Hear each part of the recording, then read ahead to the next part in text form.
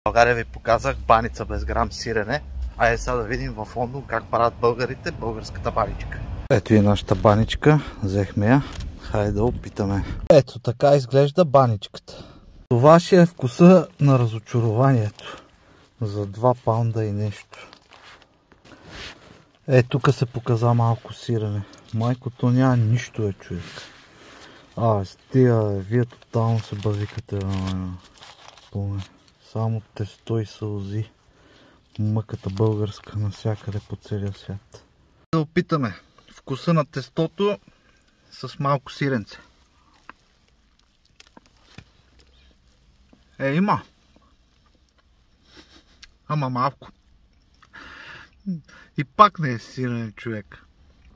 Направо нямам думи. Къде да отидеш, в коя е държава да отидеш, баницата с сирене, баница с извара, без нищо. Тесто.